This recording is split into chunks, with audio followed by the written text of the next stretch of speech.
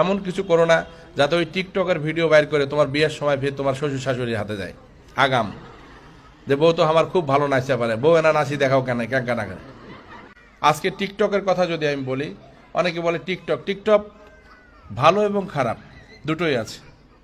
আমি সকলকে অনুরোধ করব, বিশেষ করে তোমরা যদি টিকটক কেউ করে থাকো, দয়া করে এই যে ডান্স দেওয়া, নাচ দেওয়া, গান করা, এগুলার থেকে একটু বোধহয় বিরত থাকতে হবে। কারণ একটা সময় রাজা বাদশাদের টাকা ছিল, জমিদারের টাকা ছিল, গরিব মানুষের মেয়েকে নিয়ে এসে রাজমহলে কিন্তু উনি শুয়ে থেকে সুরা পান করতেন, আর গরিব মানুষের মেয়ে কিন্তু নাচ গানা করত। প্রত্যেকটা জিনিসের অপোজিট রিয়াকশন আছে। আমার কাছে কেন জানি মনে হয় যে টিকটকের মাধ্যম আল্লাহ এই কারণে মানুষের মাথায় দিয়েছে যে বড় লোকের এখন সন্তানেরা, সুন্দর সুন্দর মেয়েরা নাচ গান করবে, গরিব ধনী সবাই দেখতেছে এখন। বোঝেন না এই কথাটা?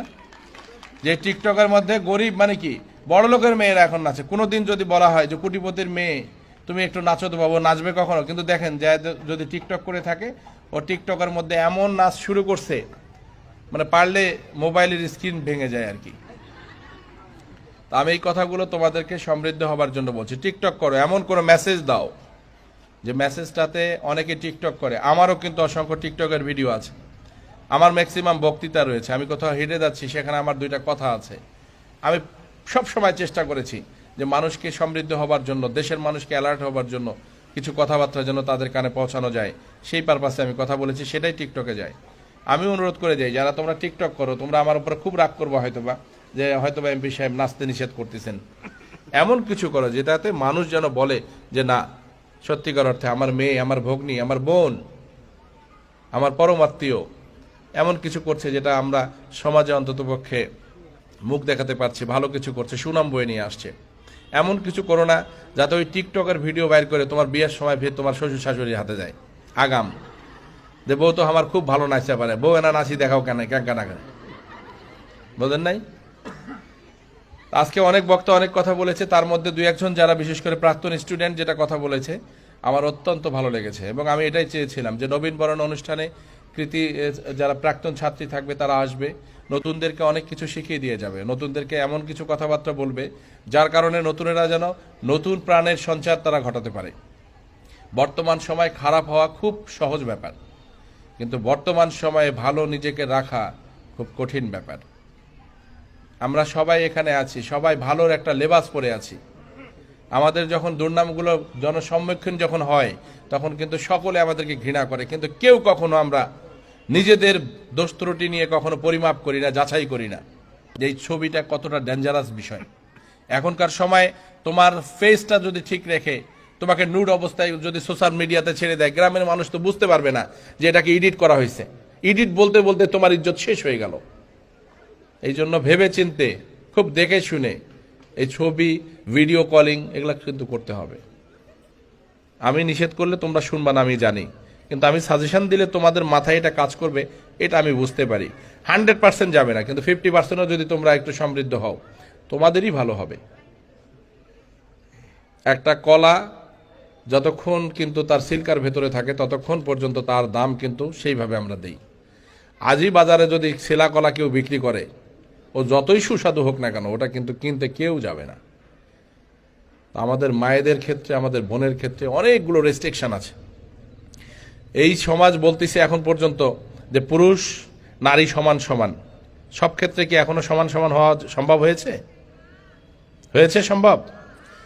সম্ভব হয় নাই। তো সম্ভব যতক্ষণ হয়নি, যতক্ষণ পর্যন্ত সেই স্ট্যান্ডার্ডটা টাচ করতে না পারবো, ততক্ষণ পর্যন্ত নিজেদেরকে এমনভাবে পরিচালিত করতে হবে যাতে করে আমাকে কেউ ছেলা কলা হিসেবে যেন গণ্য না করে।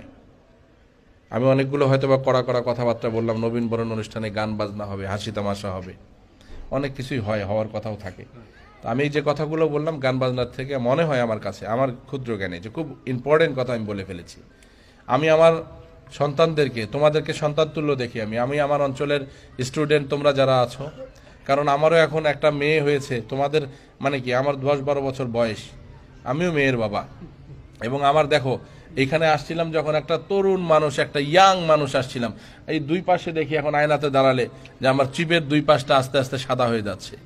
তার মানে কি, বার্ধক্যে চলে যাচ্ছি সত্যিকার অর্থেই, একদিন যেতেই হবে। তো তার আগে অন্ততপক্ষে এমন কিছু মেসেজ, এমন কিছু কথাবার্তা আমাদের সন্তানদেরকে জানাই, যারা অন্ততপক্ষে তাদের ক্রান্তি লগ্নে যেন একটু অ্যালার্ট থাকতে পারে। তোমাদেরকে আমি তোমাদের এই হাঁড়ি পাতিল পেঁয়াজ রসুন এগুলো নিয়ে থাকতে আমার পছন্দ নয়, কারণ নারী যেহেতু এত দূর চলে গেছে, তো তোমরা অন্তত একটা একটা স্ট্যান্ডার্ড লাইফ লিড করো।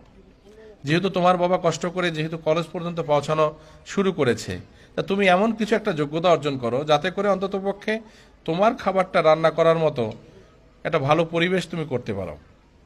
বিয়ে শাদী তো করতেই হবে, সংসার করতে হবে, কিন্তু যদি টার্গেট না থাকে যে একটা চাকরি করব, ভালো পড়ালেখা যদি না করো, তাহলে যদি মনে হয় যে চেহারাটা তো খুব সুন্দর, আমার নেল পালিশ, তারপরে কি আইল্যাশ বলে, তারপরে কি বলে চুল রিবল্ডিং বলে, এখনকার যেগুলো দেখা যায় আর কি, এগুলো সম্পর্কে খুব ভালো যেহেতু জ্ঞান রাখো যারা যারা, তাদের কিন্তু মনে হবে যে একটা ওই রাজপুত্র আসবে, আগে ঘোড়া নিয়ে আসতে এখন একটা হুন্ডা নিয়ে আসবে, বোঝো নাই? এক পাশে চুল আছে, এক পাশে চুল নাই, এই পাশে চুলটা ফিরে এই পাশে কাম্বা টানে নিয়ে যায়, ফেলে রাখছে, এইরকম কিছু বিষয়। এমন এই ছেলের মানে কারো চাহনি কথাবার্তা এমন এক আকর্ষণ দেখে আমার সন্তানেরা মনে করো ভুলে যায়, বিয়ে করলো, বিয়ের পর পরে যখনই একটা বাচ্চা হয়, আগের যুগের মতো কি এত পিওর খাবার দাবার আছে? আগে তো দেখতাম যে 12 বছরের সন্তানও বিয়ে হয়েছে, বাচ্চা হয়েছে, তারপরেও বাড়ি সব কাজ করতেছে। আর এখনকার যদি 17-18 বছর মেয়েকেও যদি বাচ্চাটা হয়, তাকে ধরতেই 3 জন লাগে। আর বাচ্চাগুলো হয় কি রকম, যদি ছোট বাচ্চার বাচ্চা হয় তো ওটা সিলভার কাপের বাচ্চার মতন দেখা যায়। সিলভার কাপের মাছের বাচ্চা যেরকম লাগে, সত্যিকার অর্থে আনম্যাচিউর্ড একটা মেয়ের বাচ্চা যখন হয়, থিন একটা মেয়ের বাচ্চা যখন হয়, ওর জ্ঞান গরিমা, ওর শারীরিক ফিটনেস যেটা, সেটা যদি মানে প্রপার না থাকে, ওই বাচ্চাটা এমন হয়ে যায়, তার চেহারাটা নষ্ট হয়ে যায়। নষ্ট হবার পর কি হয়, ওই যে রাজপুত্র হুন্ডা নিয়ে আসছিল, ওই বাচ্চা হওয়ার পর থেকে কিন্তু তার চেহারা আর ভাল লাগে না, যেহেতু তার হাতে ফেসবুক আছে, এখন তার বান্ধবীও আছে, আবার নতুন জিএফ, নতুন প্রেম, পরকিয়া, সংসারে অশান্তি। তখন যদি তোমার পড়ালেখা থাকে, তোমার চাকরি থাকে, তাহলে কিন্তু তোমাকে ইগনোর করতে পারবে না। তোমার পার্সোনাল অ্যাবিলিটি যদি থাকে, তোমাকে ফেলে যেতে পারবে না তোমার যোগ্যতার কারণে, তোমার অবস্থানের কারণে। তখন কিন্তু তোমাকে ভালোবাসা থেকে, শ্রদ্ধা থেকে, সম্মান থেকে সবকিছু করতে পারবে।